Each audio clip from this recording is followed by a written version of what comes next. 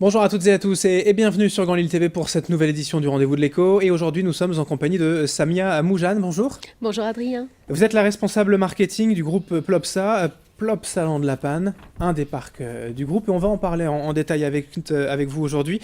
Déjà, présentez-nous en deux mots le groupe, l'entreprise Plopsa. Plopsaland, en fait, c'est l'ancien Méli que beaucoup de gens de la région ont connu. Donc, la cessation de l'activité de Méli et la passation à Plopsaland a eu lieu en année 2000. Donc, en fait, depuis 2000, on existe. Le parc a évolué avec le temps. De plus en plus, on propose de choses et de plus en plus, on est connu encore de nouveau dans la région. Si on devait aussi parler de la gamme, du créneau, vous voyez, comment vous vous situez par rapport aux autres parcs Plopsaland? Plopsaland, en fait, c'est un parc d'attractions à thème, donc c'est vraiment thématisé. Ce qu'on a, en fait, c'est un parc à destination familiale, donc on propose des choses pour les tout-petits, les enfants de moyen âge, et puis après, avec leurs parents. Souvent, les gens, ils ont tendance à accompagner les tout-petits, donc les adultes accompagnent les tout-petits, et finalement, ils s'amusent aussi bien que les petits. C'est pour ça qu'on parle d'un parc à thème familial. Et la réussite aujourd'hui fonctionne à merveille. Année record en 2013 pour le parc. Oui, on est très très content. Donc en fait, avec un démarrage qui était assez difficile avec les vacances de Pâques de l'année dernière, avec la météo qui était capricieuse, on a pu rattraper cela courant de l'année parce qu'on a une ouverture qui est très très élargie. Donc en fait, on est ouvert des vacances de Pâques jusqu'aux fin d'année. C'était même très très large. Et puis après, on a accueilli finalement 1 265 000 visiteurs. Et c'est tout simplement la destination touristique la plus visitée en Belgique, ça y est de quoi être fier aussi. Tout à fait, oui, on est très content. Alors si on devait parler des investissements qui se font dans les parcs d'attractions, tous les ans il y a des nouveautés, c'est essentiel pour la survie d'un parc? Effectivement, comme on le sait maintenant, ça change. Les gens, ils sont très très contents de ce qu'ils ont, mais ils souhaitent toujours être surpris. Ce qu'on propose, c'est quelque chose de magique, de féerique, mais bien sûr, on essaie toujours de alimenter l'imagination des gens et puis les surprendre. Et cela est possible avec, bien sûr, à chaque fois on ajoute des attractions, des nouveautés. On a eu la grande nouveauté, c'était Mayaland, qui était un espace tout couvert, donc 100% couvert et thématisé Maya l'abeille. Donc on retrouve Maya l'abeille et ses amis. On est au milieu de la jungle, on a des attractions interactives avec des enfants, etc.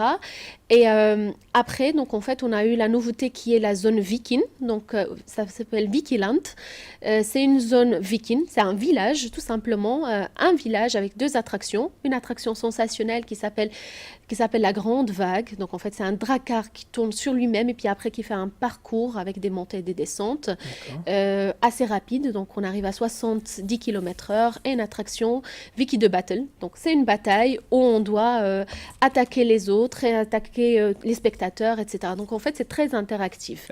La somme d'investissement est très importante. On parle de plus de 3,5 millions d'euros aussi d'investissement. C'est beaucoup pour un parc d'attractions? Oui. En fait, c'est des grands investissements, mais bien sûr, on cherche toujours à faire les choses, mais d'une manière la plus complète et la plus, on va dire, satisfaisante. On va sur une attraction, on achète une attraction, mais on va sur une thématisation, une décoration, ce qui coûte aussi énormément parce qu'on invite des artisans qui viennent sur place, des artistes qui font tout le travail manuel. Et puis, c'est là où on voit quand même que les gens sont très contents en voyant les petites choses, les détails, les décorations, etc. Et c'est très qualitatif. Mais alors pour financer tous ces investissements, ces nouveautés, il faut forcément augmenter les prix d'entrée? En fait, on essaie toujours à voir, bien sûr, en fonction des résultats de chaque année, mais bien sûr, on a un business plan qui fait que chaque année, on doit investir un certain budget et ça rentre tout de suite dans le planning pour le long terme. Ce n'est pas quelque chose les investissements, donc on y pense plusieurs années à l'avance. C'est le cas maintenant pour l'espace aquatique qui va nous coûter 16 millions d'euros.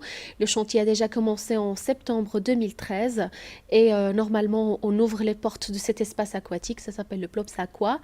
Cet espace aquatique, il va être ouvert au public à partir de début avril 2015. Ça aussi, c'est une grande nouveauté pour l'avenir. C'était un projet essentiel. On est à quelques dizaines de mètres de la mer, mais un parc aquatique, ça semblait important aussi? Écoutez, en fait, nous, on propose des attractions pour tous les gens, donc des attractions à sensation, des attractions pour les petits, des attractions dans l'eau. Et on se disait, mais pourquoi pas enrichir en fait cette offre tout en proposant aussi la partie aquatique. C'est la raison pour laquelle on fait tout un espace qui est couvert. Comme ça, on permettra aux gens, bien sûr, en fonction de la météo, de pouvoir faire autre chose et puis compenser et jouer avec la météo aussi qui n'est pas stable toute l'année. Donc, c'est la raison pour laquelle on a pensé à faire cet espace aquatique et à agrandir à ce moment-là l'offre pour les gens qui viennent visiter le parc. Aujourd'hui, tout va bien, ou presque? On peut dire que tout va bien pour le parc Plopsaland de La Panne? Écoutez, tout va très très très bien. Tout va très très bien. Donc, on est très content de voir que les gens sont très satisfaits et fidèles. Les familles connaissent le parc, elles reviennent. On propose bien sûr les attractions, mais comme je disais, on a toujours des nouveautés, des spectacles. Cette année, on a mis en place un spectacle quotidien avec Maya l'abeille dans un grand théâtre, donc qui était aussi un de nos projets de l'année dernière. C'est un théâtre avec on va dire, 1200, 1400 places assises, donc c'est un grand théâtre. On a l'impression vraiment d'être dans des vrais spectacles, et ça va être le spectacle de Maya l'abeille. Rendez-vous tous les jours avec Maya l'abeille. Pareil pour l'été, on a des nocturnes Fiesta Latina. Donc, Un peu d'ambiance, oui. tout à fait, un peu d'ambiance, avec une fermeture à 22h30. C'est tous les samedis à partir du 12 juillet. Donc, en fait, pendant 6 samedis, une nocturne avec, bien sûr, les danseurs, etc. Et un feu d'artifice.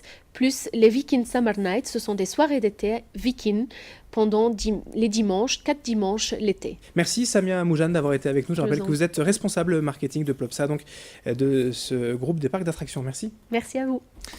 Et merci à toutes et à tous de nous avoir suivis sur Grand Lille TV pour ce rendez-vous de l'inco. Dans un instant, l'information continue.